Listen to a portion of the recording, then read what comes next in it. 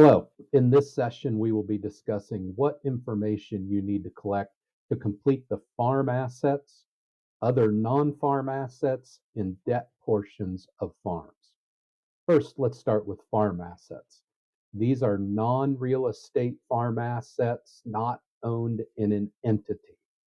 Basically, these are the farm assets that are in your name, excluding your land. Typical assets include machinery, grain, crops, inputs, and livestock, but can include any assets related to the farming operation. Most of these assets will not have titles, but for those assets that do, such as trucks and trailers, it's helpful to have the titles, but not absolutely necessary. For each category of asset, designate a value. This can be your best guess. We don't need appraisals. We don't need a value for each piece of equipment or each head of livestock. Values for the entire category is fine for our purposes. A handwritten list of the farm assets is fine, but if you already have a balance sheet prepared for your lender, that will be good to use as well.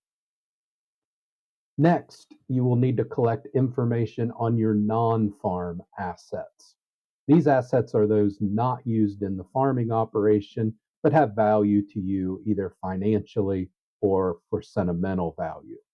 These assets might include jewelry, antiques, and collectibles.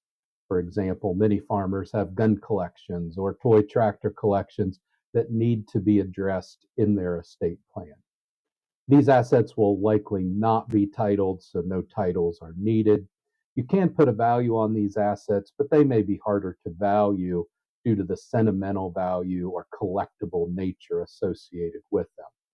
The important thing is to identify any assets that need to be specifically addressed in your estate plan.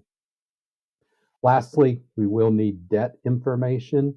Again, this is debt information that's not in a business entity. This debt could be operating loans, machinery loans, mortgages, and or personal debt.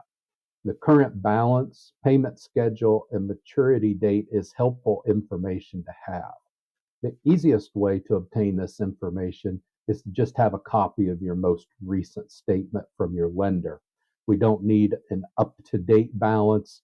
The balance as of your last payment is fine. After you've collected your farm assets, your non-farm assets, and debt information, you should be ready to start inputting information into farms.